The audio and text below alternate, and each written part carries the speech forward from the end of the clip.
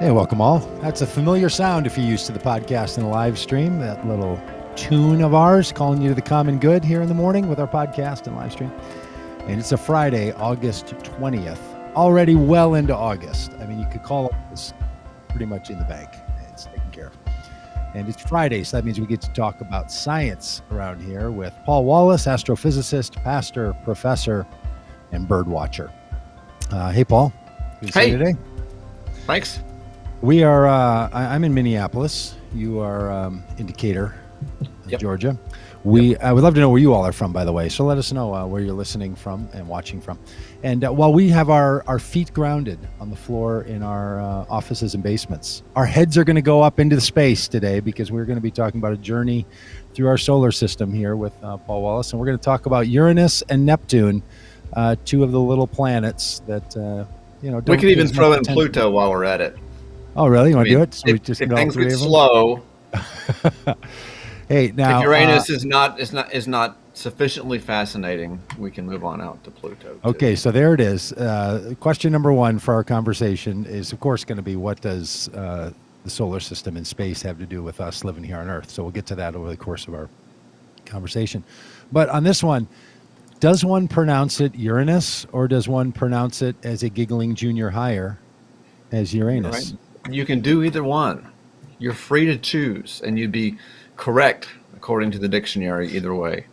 Really? So, Well, it has been, junior, my favorite planet from name since junior high, of course, because it allows you to giggle. Of course. And I have chosen to pronounce it Uranus because I'm a very simple person underneath the, everything else. And I cannot with a straight face stand up in front of 40 students and say Uranus over and over again in 100 different contexts and not crack up. So, Yeah, because under that that candy coated shell of professionalism is a giggling little junior high. it's You keep funny. saying Uranus. It's like those videos you see of the kid, and his dad pitching the ball to him, and the kid knocks it right back into his dad's crotch. Every time it's funny. Yes. Just never not funny. And Basically, so, the reason there's YouTube and was America's funniest home Exactly. videos. That's right. Because That's just right. tickles us. All right. Well, let's start here. I mean, in some ways, we're just making sort of childhood jokes. But how do planets get their names? How did Uranus get its name? Do you know this? I do actually. William Herschel discovered it. He was a British astronomer. He discovered it in 1781. He looked up in the sky and saw something that looked a little bit different than a star. It looked a little bit different color, a little bit fuzzy. Thought it was a comet, but watched it over time, and it moved through the sky against the stars slowly, just a few degrees per year. Where was he when he saw this? Because I found that I thought Uranus was really hard to see up in the sky up there. Oh, yeah. Well, actually, it is. But you can see it with your unaided eye. You can see it with your, but you got to know a few tricks to do it. You have to know exactly where it is. Yeah, it actually is. And so Uranus is in fact visible to the unaided eye, but you've got to have a really clear sky. You've got to know exactly where to look. And you have to have good vision, and you have to not look right at it. That's awesome. A right place, clear sky, and don't look at it to see it. That is. If you look directly at Uranus, it will disappear. And would be quite an accomplishment without a mirror. It would be. Right. Yes. See, there it is. I just couldn't avoid making a Uranus joke. Hey, okay, so I was wondering if he was like in 1781, maybe the skies were generally clear in there. And I wonder if he was like in a high altitude and the air was thinner. Is that one of the ways he discovered it? Anything like that? No, he saw it through a telescope. Okay, through a telescope. He saw it through a telescope and saw that it looked a little different than a star, looked a little bit fuzzy, and watched it over time. And it turns out that over the centuries preceding this discovery, people had put it down on star charts as a star and thought that people had seen it before, but had not realized it was a planet before. So people had actually seen the planet and recorded it as a star. the stargazers of cultures 1,000 years ago, 2,000, 3,000 years ago. Is that still? Do we still have record of that? Do those records last, or how far back do the sort of stargazing Not at that patterns go? level. We have some Babylonian records, Mesopotamian records from way long ago, hundreds and hundreds of years BC, Mm-hmm. even thousands of years BC, but not at this level. Not the level. The records that I'm talking about are probably since the 1400s, something like Okay. that. Not more Okay. recent than that. But there are observations of the sky and of comets and of eclipses and stuff like that Yeah. from thousands of years ago. Is that all kept somewhere now? Like, has someone organized all the history? Yeah, they have. I think there's a big the documents. I don't think there's one single place Hmm. where it's all located, but yeah, it's all been Should be like saved a sky museum and written somewhere. down, and it has been written down, has been recorded digitally. Yeah. Yeah. Put together somewhere. All right. So how did it get its name? How did Uranus? Yeah, so Herschel discovered it, and he was a subject of King George III, so he figured he'd name it George. Really? Yeah, It's like, if I name this after the king, I think I'm going to get on the king's upside. So we've got Mercury, right? We've got Venus, we got Mars, Jupiter, Saturn, and George. And George. So did he really first start referring to it as George? Yeah. Well, George's star. I don't know how he fancied it up, but basically, it was George. Okay. And then French astronomers didn't really like that, and there was a sense that, at least among European astronomers, these names that had already been chosen, Jupiter, Saturn, were kind of, everybody agreed on that, and so there was some pressure. But it was decades after he discovered it that it was officially named. It was decades. I think early 19th century. It wasn't until it was officially named. Okay. And Uranus was the father of Saturn, so that's how that worked. Yeah. So they again went back to this like mythology narrative, right? Yeah. And named after the gods of the sky. All right. How about Neptune, which we'll also talk about in a bit? Same thing with Neptune. They. Oh no, the discovery of Neptune was crazy. Well, bonkers story. Okay, this should have its own podcast, like a serial podcast. Yeah. The discovery of Neptune is phenomenal. It's a phenomenal story. But I did want to mention something else before we leave the story of Uranus's name, to say that Uranus's moons are all named after Shakespeare characters. Oh, come on. Seriously? I'm not making that up. No, it's real. I mean, it feels like people making a great discovery now and then, naming them after, a Lion Witch in the Wardrobe characters or something. Like what? Okay. Yeah. All right. So anyway, Puck, there's Puck and Miranda, Oberon. How about that? Yeah. No kidding. Huh. So I just thought I'd throw that in there before we move on. All right. So should we stay in the discovery narrative? Yeah, I think so. Because basically what happened was they discovered Uranus in 1781, and they watched it over like 50 years. Mm-hmm. They watched it again because the planets move. The stars kind of stay fixed relative to each other, kind of like a backdrop. Okay. And the planets move relative to the stars. But the motion of Uranus was, it didn't match what Newton's law said it should be doing. By this point, Newton had dropped his big book and had made quite a splash in the world of science. And he was completely, everybody believed Newton was right. Wow. But the motion of Uranus did not accord with Newton's laws. Okay. Did not. And after 50 years, it was just not where it was supposed to be in the sky. And so what they did is they looked at the motion that Uranus actually displayed and said, okay, according to Newton's laws, there could be another planet out beyond Uranus, And if it's in this location, it could produce that motion of Uranus. So basically, the math told them where to look. Because of the motion of Uranus, they said, okay, let's assume there's a planet beyond Uranus. If that's the case, where should it be at this point? The math told them where to look, and they looked, and it was there. Just exactly where Newton's physics said it. So you're saying when Uranus didn't comport with the laws of Newton, that was assuming that it wasn't a planet. So the Newton's laws led them to the conclusion that this is a planet and not something else? No. What I mean to say is this. According to Newton's laws, okay, assuming Newton is right, Uranus should move in a certain way. Okay. Assuming there's no other planets out there, okay, Uranus should move in a certain way. Got it. But Uranus was not doing that. So there was some other planet. Okay, we believe Newton is right. So maybe there's another planet out beyond Uranus, tugging on Uranus, pulling it, slowing it down essentially in its orbit. Okay. It's the gravity that's the piece that I missed. I see that now. There's another planet beyond Uranus, dragging it, making it move more slowly around its orbit, dragging it back. And if that planet were to be out there, where should it be? Where should we find it?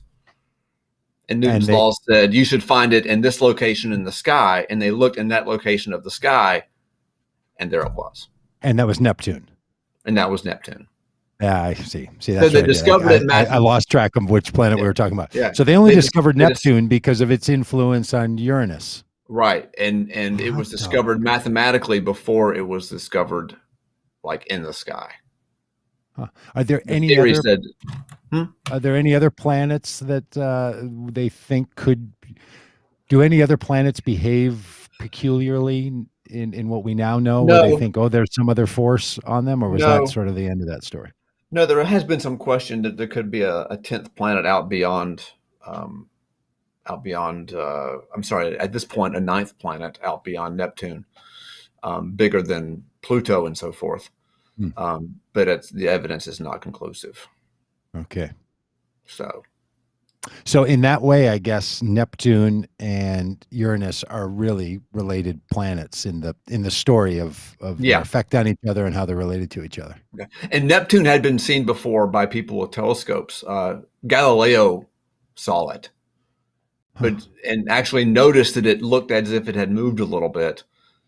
But he was following Jupiter through the sky, and so he kept on following Jupiter and left that little question mark behind. But it was Neptune that Galileo had seen. So it had been seen before, but not realized that it was a planet. So both Uranus and Neptune had been seen before they were realized they were planets. And what year was that Neptune was discovered because of its influence on Uranus? 1830, 1850, something like that, mid 1800s. I mean, that's an incredible math that they're working out. That's the thing. That's the thing. It's incredible what they were able to do.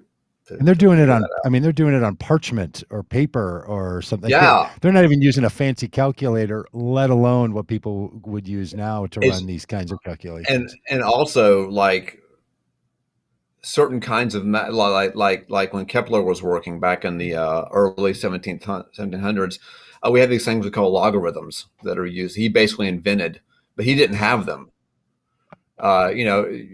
There's all these mathematical tools we have now. They didn't even have. They didn't use decimals either. They used fractions. Oh my goodness! I know. And I'm flashing back to 8th grade and fractions class. Hey, I did see something about Herschel, the discoverer of Uranus, that he was a musician turned astronomer or whatever category they would have given somebody in the 1700s. Do you think there's something about that ability, that musical way of thinking about the world, like as a composer, that allowed people to do this math, to see these things? There's math and music, and I haven't read the research, but apparently there is a connection, and it's basically the common thing between mathematics and music is the patterns, seeking out patterns, Yeah. regular sort of rhythms in natural world and mathematics and in music. Yeah, and if you actually just step back and look at a page of math and look at a page of music, I mean, Yeah, there you go. Both there's a lot going on. There's a lot of patterns involved. Yeah, I mean that whole period of time from Bach through to Kepler and these people, like they created the very like Bach wasn't knocking off another version of music. He Right. created it, and Kepler isn't, Right. like you said, with the logarithms. He's Yeah. logarithms are. He's Yeah. generating them, like saying we need something Right. to accomplish this. I'll come up Right. with it. Man, And that is Newton did the same thing with calculus. He needed mathematics to talk about the rates of change in the world around him, and so he invented it because he needed it. See, this is one of the connections between the stars and the skies and the planets and life on this earth, is that everything we talk about is from the Earth's perspective. So it starts to give you insight into how the human being experiences the world. And Yeah. these folks must have seemed to just be out of their minds to other people who either didn't understand, weren't, into the sciences, Yeah. or Yeah. disagreed with them. I'm sure somewhere between, the 1781 discovery of Uranus and the 1830s or 50s of Neptune, there were all kinds of dissenters in there and arguments and people that were no longer friends because of the arguments they had. Yeah. Is that the case? Yeah. Well, some of these guys, I mean, personality wise, like take Newton, for example. Boy, you would have not have wanted him at one of your parties. He would have just hidden in the closet, silently judging everybody. I mean, he was really thin-skinned, didn't really want to publish his work, was insanely touchy and competitive with other scientists. I mean, he was not fun to be around. Wow. But then there's other scientists, about the same time who you really would want to have at your party. Galileo would have been a smash at your party. Huh. Yeah. But yeah, there were definitely arguments. Newton hated this guy named Robert Hooke, and he just did everything he could to crush Hooke's career. Bitter guy. And Galileo had his own little petty, I don't know, envious. He was envious. Yeah. Some other when they were first discovering these planets. Yeah.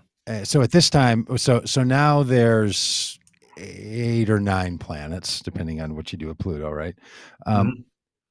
What number of planet was Uranus and Neptune? Like what had they discovered? Uranus would have been 7. By this point, there were 6. So Uranus would have been 7, and Neptune would have been 8.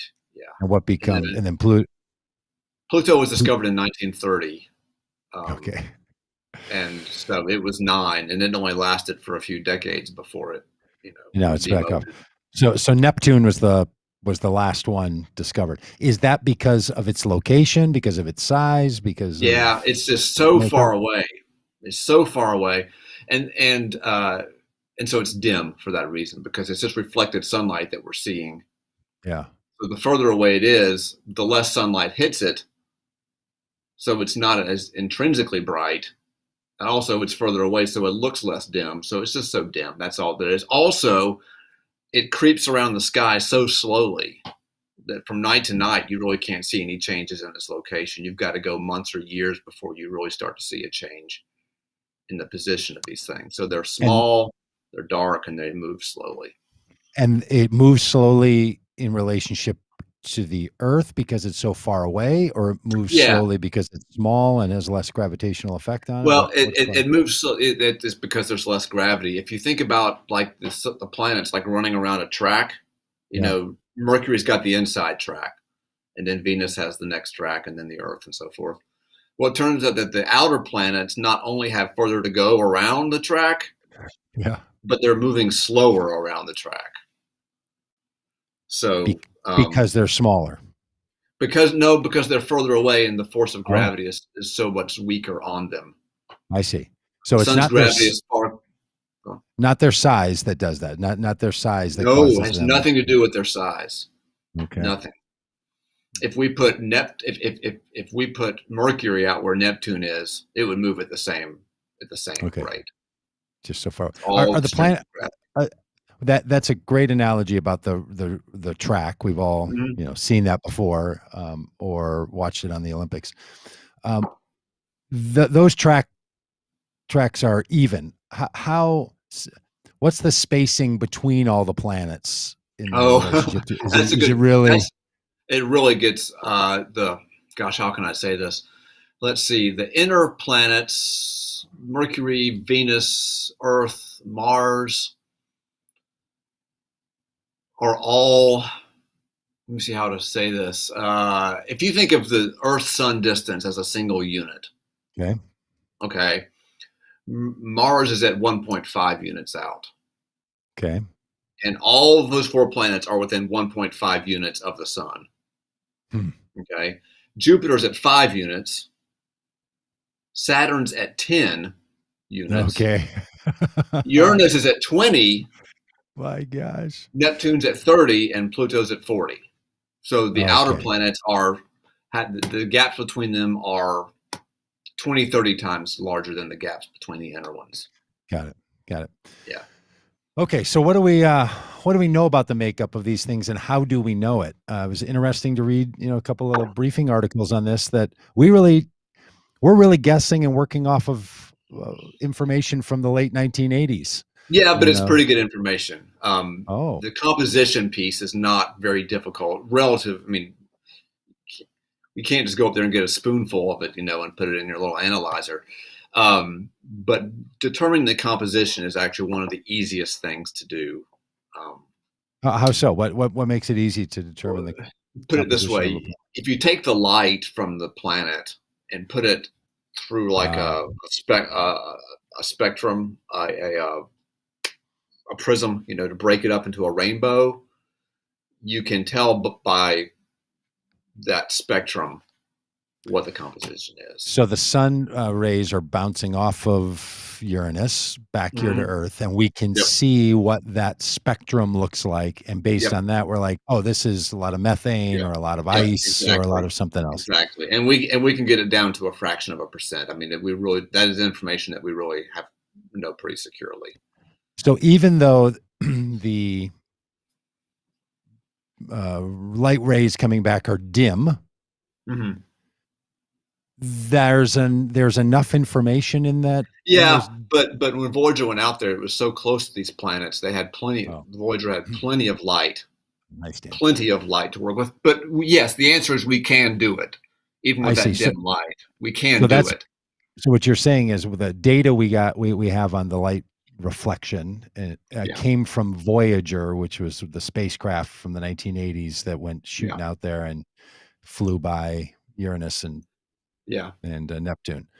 Although, like I said, the technology we have now can easily get spectra of these planets from, like Hubble, for example, could easily get good spectra of these planets, even though they're so dim. They can point the Hubble telescope at that thing and be like, "Oh, we know what's going on out there." Yeah, that's right. And there's Uranus in all its glory. It looks like a cue ball, slightly blue. I feel like I read something about Uranus that said Uranus changes a lot. Whatever the images are that Voyager took, or that we would know now, its atmosphere is really changing. Is that? Was that Uranus? Or was that Neptune? Well, you could be. If you call me on it. I suspect, from what I know, that it's Neptune's, because Neptune's atmosphere does change. It's got a lot more sort of activity, storm-like stuff. You see right there. You know what they call that dark spot in the middle of Neptune right there? What do they call that spot? They call it the Great Dark Spot. I felt there was a joke coming. That's great. So you're saying that's what they call it. Yeah, what we're looking at on the live stream feed is an image of Neptune, and you're saying there's a large dark spot, and they call that the large dark spot. The Great Dark Spot, kind of like the Great Red spot on Jupiter, but it's the Great Dark Spot. Yep. Is that great dark spot always there? Always in that spot? As far as I know, it has persisted. As of at least 10 years ago, it was still there. Hmm. And so this image was taken in the 80s. So yeah, these long-standing storms, they do seem to persist. So that dark spot, it's a big storm. it's It's a like big a big storm. think of it like a hurricane or something Wow. on Earth. It Yeah, just sits there. I mean, our hurricanes, I guess because of our jet stream and atmosphere and everything, are moving all the time. That's the sort of the yeah, point of them. This has hurricane winds moving, yeah. Winds water, are floating enormous. water, and yet Yeah, it just stays right there on that one spot. yeah. Part of the reason is that it's all like it's just like Jupiter. We talked about this with Saturn, I guess, a couple weeks ago. It's all gas. There's no land, right? You can't go walking around on Neptune. Really? Yeah, so it's a big ball of This gas. and the scent again, I know this was freaking me out about Saturn. There's not even a core in the center. Even that is just more compressed gas in the Yeah, probably with these outer planets, Neptune and Uranus, there might be a rocky core, but if they're so, it's not much. And the gas would be so dense that the transition between the gas and the solid would be pretty gradual. It wouldn't, you know what I'm saying? Yeah, but It okay, now that's got my head spinning. Gas can become more dense almost to the point of being a solid.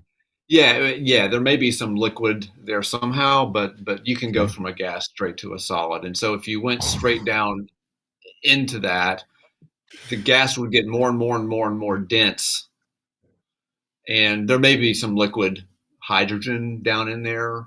Um, but by the time you hit the rocky core, if there is one, you would the pressure would be so Meaningless. high and so dense already that the transition would be a gradual one. I'll put it that way.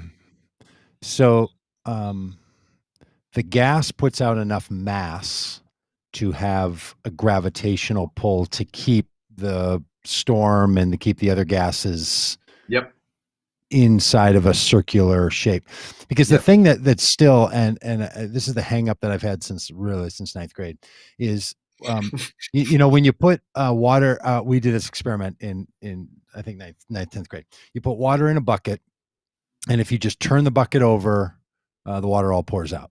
But if Yeah. you spin that bucket really fast in your Yeah. arm, like wheel your arm over your shoulder and over your head, the water stays in the bucket. Yep. And I remember my science teacher saying, that's not what gravity is. That's like centrifugal force or centripetal force. I can't remember Yeah. which one. But like Yeah. That's that's a different thing. So the stuff doesn't stay on the earth because it's spinning fast. It stays on the earth because of right. gravitational Gravity pull. is in this case, gravity is like your arm spinning that thing around. Gravity is Yeah. pulling everything in the same way that your arm is pulling that bucket in all the time.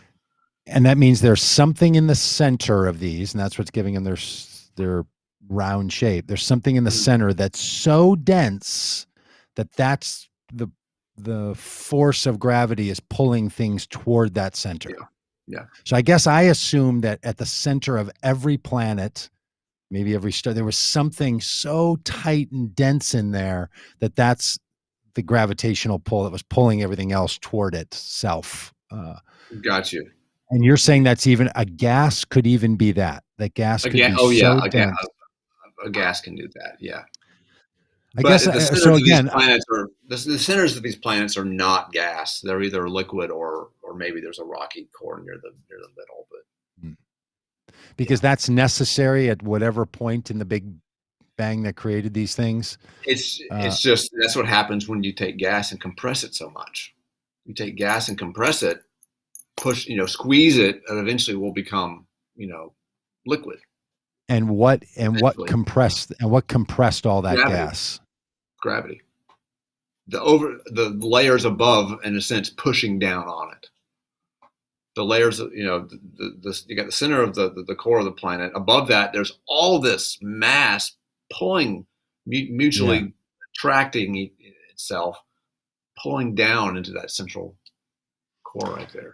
So how do these planets get started? What's the Well, we weren't there with video cameras, but we have a pretty good idea because there's several hints. One is you see these moons with all these craters all over them. Mm-hmm. And the Earth doesn't have many craters. It's got craters, but there's not so many. But then you look at the moon, you look at Mercury, you look at the moons of, Jupiter, Saturn, you look at Mars, Right. just covered in craters, which is a clue that in the past, the solar system was a lot more violent place than it is now. Things were colliding into each other. Things were colliding. Yeah. It's believed that early in the solar system's life, it was just a bunch of chunks of gas chunks of rock and ice. It slowly built up over time into the planets that we have. And how that would happen is simple. If you remember that gravity is always on, you can't turn it off. Yeah. Once you get a sizable chunk that's bigger than average, it will attract other smaller chunks to it. And as it grows, it's like a positive feedback thing. It just, the larger the thing gets, the more it sort of vacuums out the area around it. And so they just build.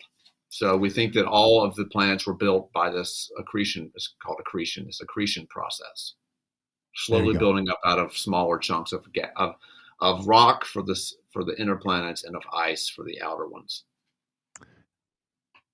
That's very helpful. And so all right. So be gentle with me if this sounds like a question that the answer is obvious. I teach undergrads who don't know a thing about astronomy. I assure you, I've heard it before. Right. There's nothing on our planet, on Earth, that is big enough, dense enough that it has its own gravitational effect. Is that right? Like all the things sitting on the table in front of me, all the things I'm making, nothing's like being pulled toward each other unless there's a magnet somewhere that's super close. So somehow gravity, okay. Do you see the question? Do you see some things are big enough, like the Himalayas, for example, definitely affect local gravity. But no, the stuff in your room, yeah. How do the Himalayas? Gravity is not uniform around the world. In some places it's higher, some places it's lower, and the Himalayas just have a measurable effect on the local gravity field over there. For example. Yeah. For example, like how? What's affected? What's well, affected if you think about what gravity, right? Gravity basically, think about it, it's a pull towards the center, what we call the center of mass of the Earth, which for us is just the center of the Earth. It's just a force that way. But if you've got, if you've got like a mountain here, yep.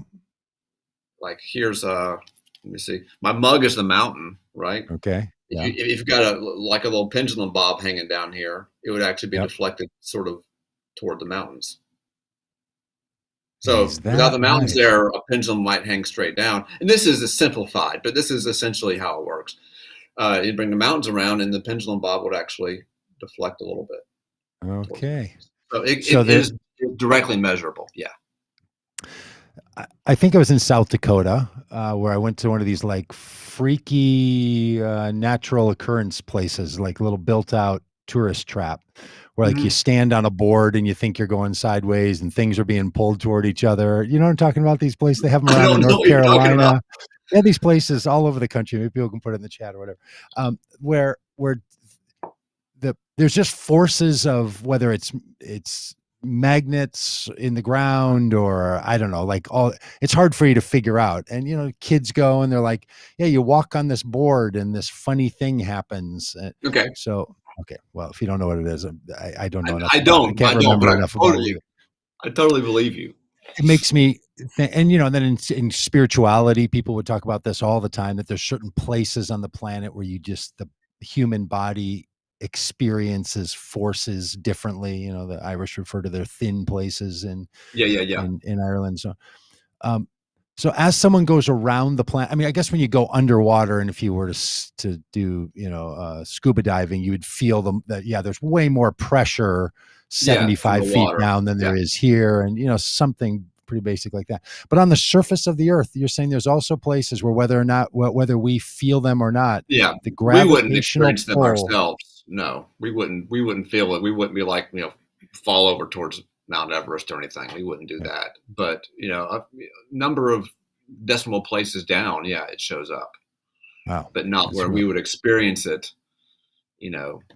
Now the stuff in your room there, like your pens and your hat, yeah. and your microphones, those definitely have gravitational fields, but they're just so many decimal places down in the force that we just don't experience them. But if you took your hat and your microphone and put them out in space, and just Yeah. let them go, they would drift towards each other, and eventually, Really? it wouldn't take that long. I mean, if they put them a few meters apart, I don't know, maybe take a few days, maybe a week or two before they hit each other.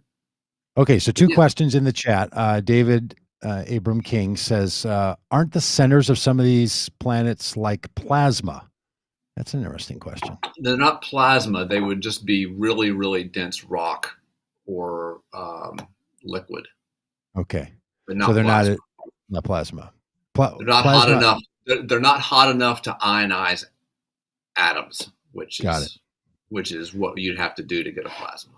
Yeah, which is pretty cool. We had to have part of our fireplace cut out to put a gas fireplace in, and it was Yep. welded in. They had to come in with a plasma cutter, which is like a blowtorch that changes it ionizes the atoms and changes them around so they can take it out. Like it doesn't just cut it; it changes them. And do you know about I'm a nerd on plasma for a minute. Do you know about these plasma incinerators for dealing No, but with it sounds like garbage? fun. It's the future of it all. What's going to solve our trash garbage problem on the earth is plasma incinerators. They don't burn because that's a different process when you Mm-hmm. burn something. They just Plasma they just disassemble them basically. disassembles them at the atomic level and it just Yeah, goes away. And so there's these a dozen or so around the world, and they're very expensive, but they're coming down in price, and they're going to be the thing that's going to deal with all the stuff that we and end they up can with. It's build them just on this and operate them on the scale that would be required. Yeah, yeah. They Wow. operate them. They operate them around. They're big closed systems where and then all the energy is being kept in it and running itself. It's Wow. incredible. Look up plasma incinerators. Incinerator makes you think the wrong word, but Right, it's right. It not. makes It's you not think like burning. fire, but it's Yeah. not. Okay. And then Perry Knight says we should have talked about how mountains pull on satellites as they go Yeah, I'm over. sure So that they must have an effect. Yeah, because like I said, the gravitational field, like say above the Himalaya, would be stronger than it would be above, say, the Pacific Ocean. hmm. So yeah, I'm sure that has an effect on the Would that be orbits true of on satellites on over time. airplanes too? Yeah. No, I don't think so because I mean satellites go over. They have nothing to support them. They're just orbiting, Oh, right? I There's see. nothing, and they do it over and over and over again. So you get the cumulative effect that you wouldn't get with an airplane. Okay. They pass overhead every 90 minutes or whatever. So, you know, little bitty differences would add up in that Yeah. case. So Catherine Ayers says she's found that some sort of feeling when she's in the redwoods. Maybe she's redwoods in California, redwoods area. These big, massive trees that maybe when you walk through there, is there enough sort of gravitational pull on No, any I of don't think that? it's gravitational. I definitely think there's something happening there. Yeah. But I would not point to any, fundamental force of the universe, of Okay. the four that we deal with every day as physicists. Which But are, will you remind us of the four? sure, there's the big G, gravity, and Uh-huh. there's the basically electromagnetic force. Yeah. And those are the only two forces that you and I have ever experienced on any conscious level. So Okay. friction, baseballs being hit by baseball bats, the force holding the cup up on my desk here, all that, everything that's not gravity, every force you've ever experienced or know about that's not gravity Yeah. is electromagnetic. And the other two only operate at very small distances on very small scales. There's the strong nuclear force, which keeps nuclei. Think about this for a moment, Doug. Think about this for a moment, everybody. A carbon nucleus has 6 protons in it and 6 neutrons in it. Okay. But those protons are all like super close to each other, super duper close. But protons don't want to be close to each other because they're positively charged, and like charges repel. We've all learned that in 4th grade or whatever. So those protons, there's a lot of repulsion. They're trying to get away from each other. So there's got to be a stronger force keeping them together. Yeah. Right? And that's the strong nuclear force. And do professionals in the field call it that because that's it. Strong they don't really force. know what's going on? Like, is it possible that that's part of a whole other force field? No. Yeah, it is. I mean, we've dug down into it, and we have some ways of modeling it and thinking about it in terms of things called gluons. How's that for a particle name? Gluons, yeah. That they're gluons are another particle. Is that right? They're what is a kind of particle we call boson. It carries a force. The force particle. Yeah. That's cool. Like a photon. But professional physicists call it the strong nuclear force. That's what it's called, and it's strong relative to the weak one. Yeah. So it's SNF and then WNF, strong nuclear force, and then the fourth is weak nuclear force. Are those the 4? No, yeah. So strong and weak nuclear forces, gravity, and electromagnetism. Those are the 4. Huh. And so when I say that, the whatever the sort of the emotional, spiritual thing that you experience in nature, whether it's in the redwoods or Alaska or out at the ocean, whatever, would not. I mean, that's a question that the physicists would just say we don't do that. But there is certainly something going on in the mind there that could have its source in one of these forces, but it's certainly not a gravitational thing. Yeah, some of the spiritual, or more fully human enterprise people that I pay attention to talk about consciousness as if it's perhaps one of these like forces. Like consciousness itself might have an effect on human beings and animals and other living creatures that has something. Maybe it's less like gravity or even electromagnetism, and more like these strong and weak nuclear forces, that there's something in all that. Really, I just find that fascinating.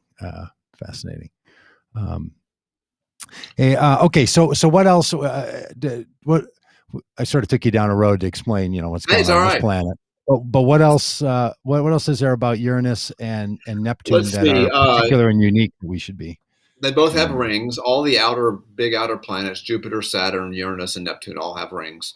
Is that because they're out there further? What makes them ring capable and we don't get rings here in the U.S.? Well, Mars may have a ring in a few tens of millions of years because one of its satellites is falling in. Okay. And will eventually be broken up by Mars's gravitational field and could actually become a ring. But is there no one in the universe that wants to put a ring on on Earth? No one wants to put a ring on it. I think that'd be awesome to have a ring. Yeah, we're never going to get a ring. We're never going to get a ring in the Earth. The Earth's never going to have a ring pattern.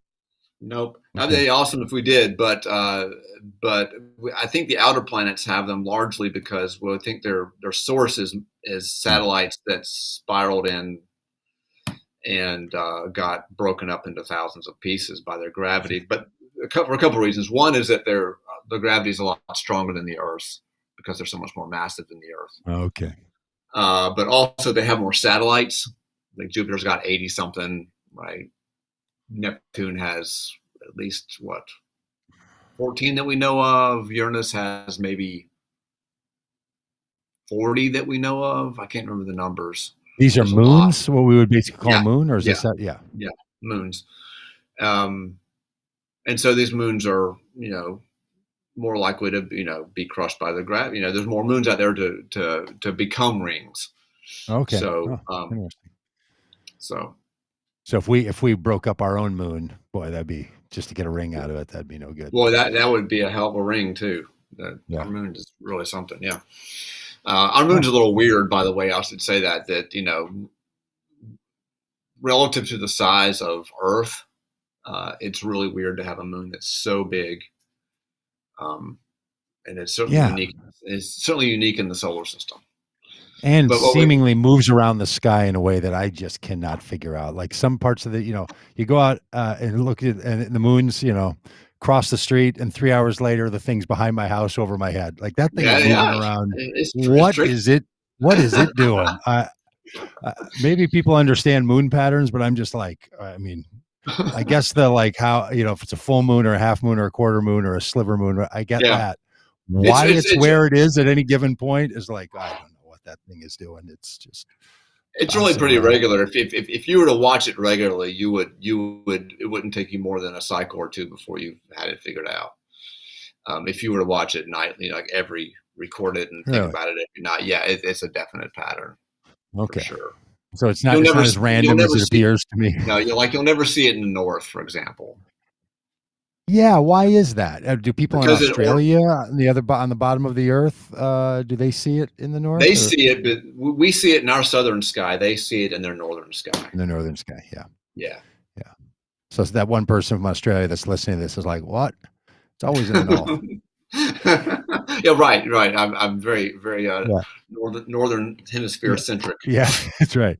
Yeah. Okay. So it's always For us, okay. it's always it's in the southern sky pretty much always. We'll do a whole moon thing some other time. All That's right. what we So should anything do. else? So Neptune and Uranus, they have Okay. they have Rings. rings. They're Yep, yep, gaseous. yep. They have Uh, rings. Uranus. If you look at this is one nice thing about Uranus that not many people know. You can't tell it looking at this picture. It actually has the second most elaborate ring system after Saturn. really? And there's some good pictures of it where they look at it in infrared and or UV where you can see the Hmm. rings nicely. How does But it compare in size to the Earth? about you can put about 4 Earths across it. Wow. So the diameter is I four mean, times that of the I Earth. guess yeah, because it's far away. I know. I guess I was just thinking it's small, but that's just a Yeah, perception and problem. you have Just no because it's and you have no sense of scale with a picture like yeah, that. I mean that could literally be a ball. I mean you have no sense of how big it is. But yeah, no, it's about 4 times the Earth's diameter. four So times it's the Earth. pretty big, Yeah, it's and big. that's roughly the size of Neptune as well. Okay, They're, they're they're both about the big. same. Yeah, both big, about the Yeah, same size, but not as big as Saturn or Jupiter. But and go on. other than Pluto, is Yeah, Earth the smallest? What are the sizes generally? Just Mercury is the smallest. So if you don't count oh, Pluto, Mercury is the smallest, and then Mars, and then really? Venus, and then Earth. So Earth is the largest, not by much. We're just slightly bigger than Venus, Oh, oh, just by a few percent. So that's Earth and yeah, Venus are really about the same size, but that's interesting. Mars is about I'd say about half the diameter of Earth, something like that. Um, and Mercury is maybe fourth to a fifth. No, I would say Mercury is probably about 40% Hmm. the diameter. And I think Mars is bigger than half. I think Mars is maybe 60%. I have to look at it. I can't remember. Yeah, but that's helpful. Yeah, that's All definitely right. the order. So a few minutes ago, David There you go. Abram, what is that? Oh, That's it's yeah, Uranus. and Uranus like rotates on its side. Is that Yeah, another that's thing what that's that's what I was getting at. Yeah, all okay? the Earth has a 23-degree tilt, right? All our little globes everywhere have this nice little tilt. 23 degree, 23 and a half. Uranus is like 98 degrees, tilts 98 degrees. So it basically is on its side. Okay, so the Earth got its tilt, its 23-degree tilt, because it got hit by something and Yeah, that it got whacked by knocked it, something. Yeah, and it, yeah. it just can't seem to get back up. Just can't No, and seem it to. won't. I mean, it changes over time. There's a little thing called nutation. That tilt varies slowly. I don't remember what the cycle is. Maybe a couple 100,000 years or something. Okay, so nothing we have to It worry about, changes a little and bit. that's what That's accounts for our seasons. Is that right? right. That's That's right. that. That's right. So if yeah, um, So the so seasons on Uranus are wacko. okay. That's the official scientific term for it. So it is. So I'm picturing this now. Like I think about the Earth, and it's spinning on its 23-degree axis, but it's Yep, spinning, and then it's also moving around the sun. that's right. Maintaining So, that 23-degree tilt. so for Uranus, it's spinning and also moving around the sun, almost like it's a little wheel. That's is it Yeah, spinning the same direction that it's moving?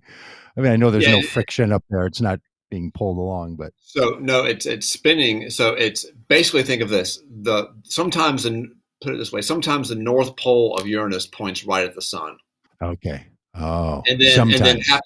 then half an orbit later, the south pole points right at the sun. Okay, it maintains. I'm trying to spin in my chair to get that. Yeah, that I got it.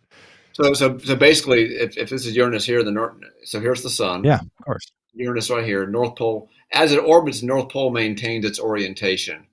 Yeah, look at It that. points away Right. from the sun and then comes back around, and then another half cycle later, the North Pole points back at the sun. Huh. So the That's seasons on Uranus are crazy. wacko. Wacko, I should say. Yeah. Wacko.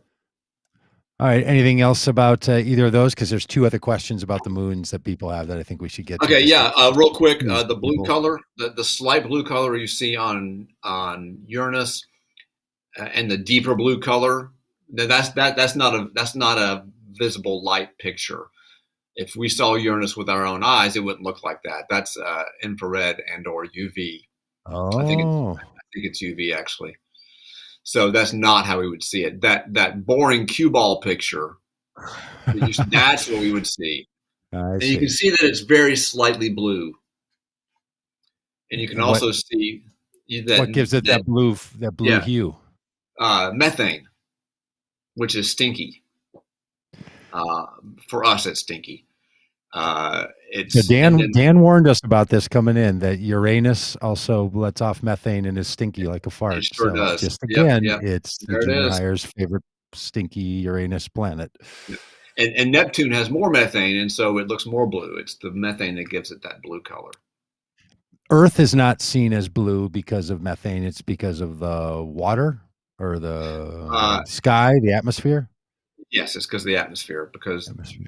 yeah, the atmosphere said to it scatters blue light. In other words, Yeah, if you take a bit of atmosphere and shine white light through it, the red will pass right through the atmosphere, but the blue will bounce around a lot, got it. and so it looks blue because of the atmosphere. Yeah, and that's just helpful for people to know that, like the blue water of the, in the Caribbean, it's not blue water. It's No, it's all reflecting sky. the sky, and the sky is just holding in the blue light waves because our atmosphere doesn't let it out. That's right. It's kind of Exactly. cool. And but we always refer to Earth as the big blue planet. We're the blue one, and then there's two others that are Yeah, and there's a bigger, bluer planet. Yeah, which is Neptune. yeah, yeah. Huh. Well, classic Earthlings, just sort of Yep, bragging yep. about That's right. our Earth-centric That's right. opinion about this. All right, so first of all, Brooke is saying please do a moon video. So we will moon you sometime here on the Common Good podcast, and we'll do a moon video. Jim asks a good question. Does the moon rotate like the Earth? And I think I know the answer to this one, but you should probably answer it because I'm likely to be wrong. It does rotate, but it keeps the same face toward us all the time. It's What you talking about, Willis? That reference from Different Strokes. yeah. Oh yeah, gosh, I know it. Yeah. So it rotates but keeps its same face toward the Earth all the time. This sounds like one of those riddles that you're supposed to all right. solve. I could draw a picture of this. It's hard to do with my hand. I need to have a little I need to be in front of a classroom here. But okay. Yeah. So here's the thing. So here's the Earth. Okay. He's got a fist up. Let's say here's the moon. Okay, and the moon's a And finger say pointing that at we the fist. and say that we go to the moon and we plant a flag pointing straight up towards the Earth. Okay.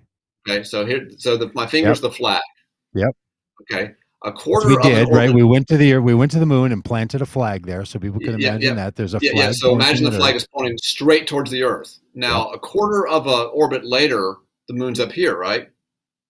But now the flag points down. I don't think we ever know where the moon is. I think it just bounces around like a billiard ball unpredictably. Well, let's say you're right. Okay. So as it orbits from here to there, the flag maintains its orientation towards the Earth. Okay. The moon has gone through 1/4 of a turn. Not only has it gone 1/4 of the way around the Earth, but down here the moon points to the right. I mean, the flag points to the right, and up here the flag points down. Wow. Right? Wow. This is spatial. Yeah. So the moon has gone through 1/4 of a turn between here and there. And that flag maintains its orientation the whole time around. So the moon rotates once for every time it orbits the Earth. So the Earth is spinning, let's say, left to right in an orientation. I can't do that with my wrist. So if it's spinning left to right, then the moon is spinning sort of top to bottom, rotating top to bottom. Yeah. No, in this case, the Earth would be rotating like around my wrist this way. Yes. Yeah. And the moon is rotating like a wheel. Yeah. In the same direction. It's all counterclockwise. Seen from. So we never see the back side of the moon, or as we never see it. There's not a dark side. There's not a dark side, but there is a far side that we can never see from the Earth. We always see if you go and look at the moon, you'll see the same sort of patterns on it every time it's full. It looks exactly the same. And you can see the same stuff there, no matter if it's half or whatever. It's the same face is always pointed towards us. And the flat earthers have a reason for this, because that's all kind of hologram stuff. That's why it's flat dimensional. They got reasons for everything.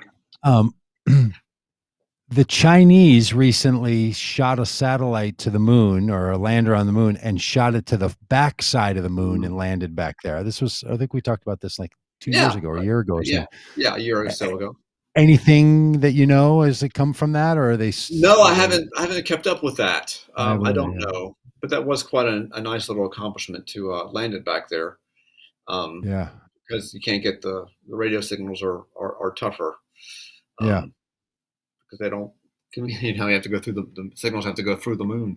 So they should figure out a way to like put a satellite way out there that's a mirror to bounce it off the satellite from the backside of the moon, off the satellite, back down to Earth. I can't remember how they set that communication up. They did something fancy. But we definitely we have their satellites. We definitely have put satellites around the moon, and we got really nice maps of the far side of the moon long before they landed there. Oh, is that right? And it's essentially the same. No. The sun shines over there too, right? We just don't same see amount. It. The far side gets the same amount as the near side. We just don't see it. It's just as lit. So this idea that it's the dark side of the moon, that's again just a perspectival statement. Wow, boy, I like science class on Fridays. Yay! Thank you to everybody, Marty and David and Brooke and Jim and Perry and Melton, who misses the Redwoods. Hope you find him again. And Catherine, Rick. And I know Rick put in the chat, I didn't vote, and then a series of emojis. So maybe just more commentary on where this is playing than the words that are playing. But we appreciate anybody that's willing to chat on the chat, and we appreciate everybody who watches and who sends us little notes on the podcast as well. So you can send us notes if you want to at podcast@votecommongood.com. And we'd love to know about how you appreciate the podcast. Paul, thank you, and enjoy the weekend. Are you a bird watcher hunting this weekend? I might go tomorrow if it's been really humid and rainy here. Mm-hmm. We got some of the remnants from that tropical storm earlier in the week. Wow. And the humidity is just unbelievable, and it's still getting up into the high 80s, low 90s every day. Yeah. And it's not a good time for birding this time of year. It's about to be great, though. We're out on the edge of fall migration. So, Okay. Well, we're doing this bike trip across the country, San Diego to St. Augustine, Florida, to tell the story of the border. And one of the towns that we were in is like a chief birding area, Patagonia, Arizona. oh And yeah, people man, go there. they got it good over there. They get the migrants coming up from Mexico. Yeah, the bird migrants. Yeah. Yeah, right. Yeah, you should. I need to specify. You should come and join us about that down there along this way. And anybody should come and join us anywhere along the route that you want to. WeThePeopleRide.org. You can find out all you need to know about that. All right, Paul, thank you. And we'll see you in a couple weeks. All right. See you. All right. See you, everybody.